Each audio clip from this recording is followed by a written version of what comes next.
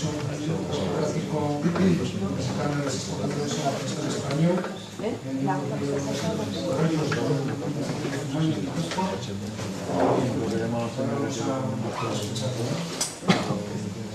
Pues antes de nada, me vais a perdonar porque vengo a hablar de un estudio que no tiene nada que ver con el DESMAN y que además está localizado fuera de la distribución actual del DESMAN. Sin embargo, lo que vengo un poco a presentaros es un estudio basado en el análisis del hábitat que, por lo que estoy viendo aquí, sería perfectamente aplicable a la planificación de actuaciones para la mejora del hábitat del DESMAN. Me voy a ceñir un poco a la idea, a lo que se ha hecho, para que vosotros como expertos después toméis lo que pueda ser interesante. Este estudio se realizó el primer semestre del año 2012 en un pueblo que se llama Zumaya, que es un pueblo costero de la zona de Guipúzcoa. El principal cauce que cruza el pueblo de Zumaya es el río Urola, que es justamente allí donde desemboca en el mar Cantábrico. Es una de las peculiaridades que determina mucho la geografía de este municipio. Además de este cauce, dentro del municipio pues hay un montón de pequeños cauces. Este es el centro municipal y este es un poco el río Urola, que es el principal cauce. Todo esto lo ha promovido el Ayuntamiento de Zumaya con objeto de conocer cuál es el estado de sus arroyos. El río Urola tiene gran cantidad de estudios, de información, de proyectos de restauración, pero sus arroyos son prácticamente desconocidos, tanto para el Ayuntamiento como para sus vecinos. Entonces, ¿el objetivo cuál era? Pues analizar la situación ambiental de estos pequeños arroyos, dejando a un lado el río Urola, para proponer medidas de recuperación y restauración del hábitat. El estudio se realizó en 8 arroyos. Estos son los arroyos de mayor tamaño, estos son arroyos más pequeños, como veis. Este es un arroyo que desemboca en un valle colgado sobre el mar Cantábrico, es una geografía bastante peculiar. Son cauces de caudal bajo pero continuo durante todo el año, con una longitud variable entre 5 y 6 kilómetros, donde los cauces son muy estrechos. Los mayores cauces tienen una anchura de 5 o 6 metros. La pendiente es media alta. Y esto es un poco la distribución de las cuencas hidrográficas de los arroyos. Como veis, este es el río Urola y todo lo que no está sombreado pues es la cuenca que directamente vierte a este cauce. Los demás son, estos son los arroyos. Uno de los principales limitantes de este estudio, ¿cuál fue? Pues que nos lo promovió el Ayuntamiento, donde tiene unos límites administrativos que no coinciden con las cuencas. Tuvimos aquí el atrevimiento de salirnos de este municipio y abarcar las cuencas completas, pero bueno, es una de las peculiaridades de este trabajo, ¿no? Que no, en todo caso, tendría que abarcar todo el límite completo de las cuencas. Una de las principales conclusiones que sacamos del trabajo es que muchas veces nos acordamos muy poco de los arroyos, de los pequeños arroyos, tanto en planes estratégicos de restauración como en proyectos de restauración fluvial. Nos centramos en los principales cauces, también por optimización de recursos, pero en este caso, analizando estos pequeños arroyos, estábamos estudiando el 46,3% de la cuenca. Lo que quiere decir que, resolviendo los problemas ambientales de estos arroyos, estamos realmente resolviendo después los problemas del río.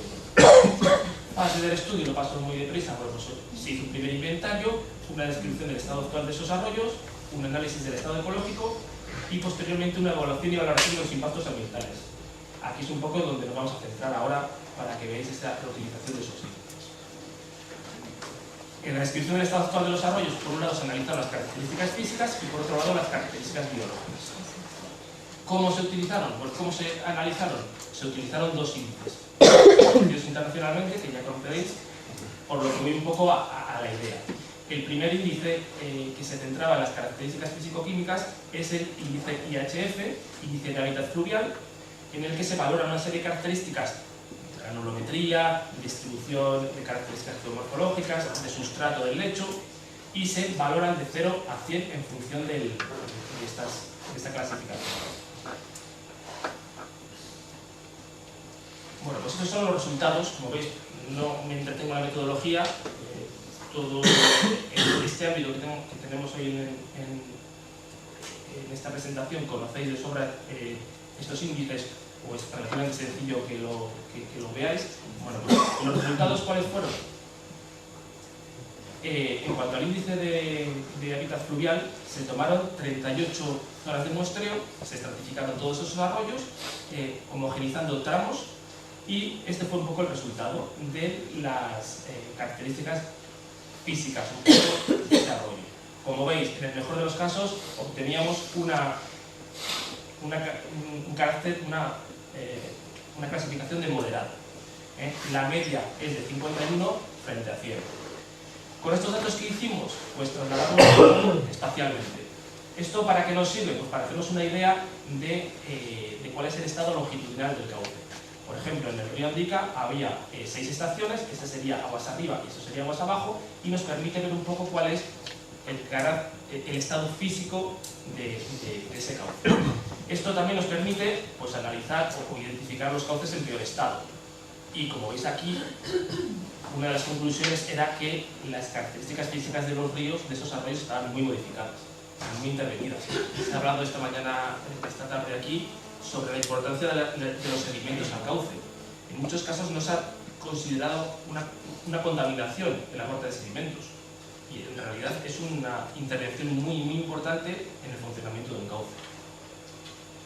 Esto sería un plano del proyecto, del estudio, en el que veis con distintos colores cuál es el estado del índice de hábitat fluvial. Como veis, los cauces más alejados del centro urbano pues son los menos intervenidos, y como veis, los más cercanos son los más intervenidos. Bueno, pues de forma paralela, y con esas 38 estaciones de muestreo, se empleó también, o se obtuvieron datos del índice QBR, índice de calidad del bosque de ribera, que se centra en el aspecto más biológico, en la vegetación de ribera.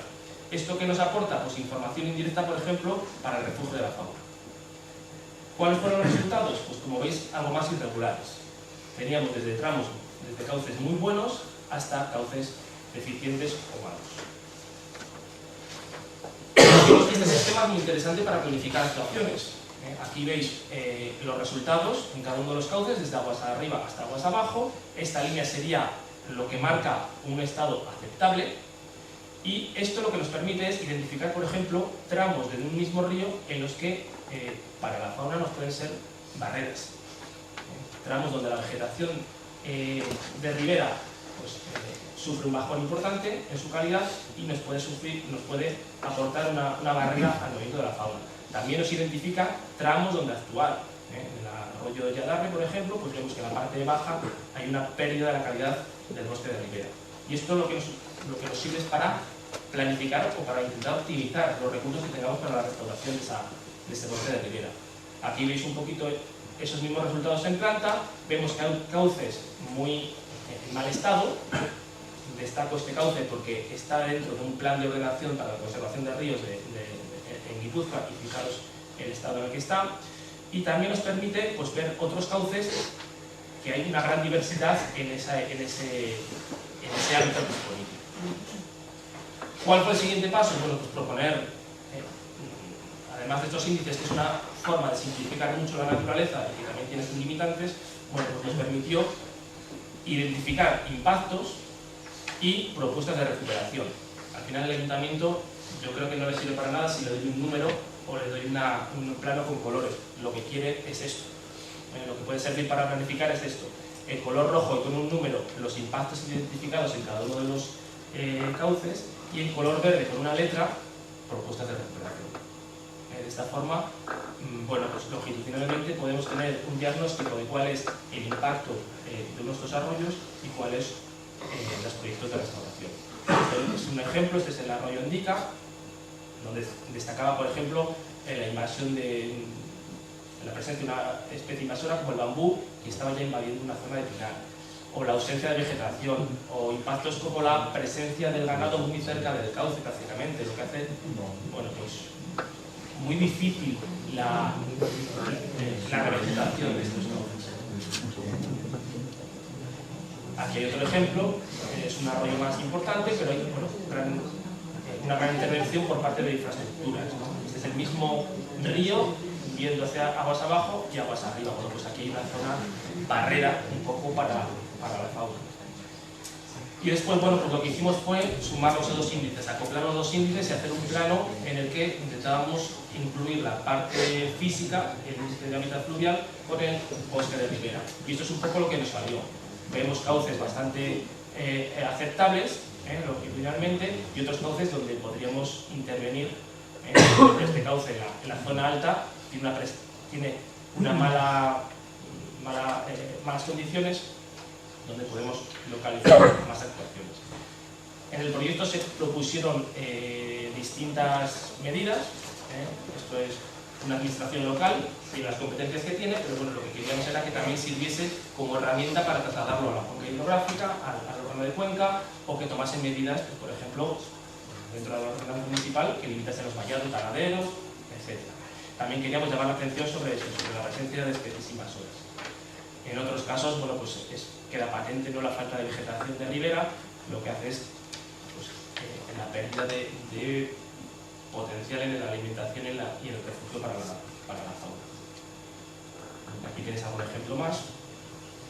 Y bueno, pues lo que quería trasladaros también es que esta idea, un poco de tener la información de esta forma, sería perfectamente trasladable a las conclusiones que estáis barajando aquí un poco a nivel del desmán. Lo que os puede interesar es, una vez que conocéis cuáles son las zonas más potentes de recuperar el hábitat del desmán, esta información sería muy interesante para planificar lo mejor posible las actuaciones de restauración. Incluso estos índices de los que estamos comentando, y lo dejo aquí como una idea para expertos, se podría adaptar a las necesidades del desmán. Podríamos generar una adaptación de estos índices para las necesidades del desmán e intentar ver un poco, bueno, pues, zonas rojas, zonas naranjas, zonas verdes específicas del desmán en una pequeña cuenca, por ejemplo, donde sea importante actuar para recuperar ese hábitat. Entonces, bueno, pues hay cosas que se pueden trasladar de forma muy activa y muy interesante para que, con la información que esté recabando, ir dando paso.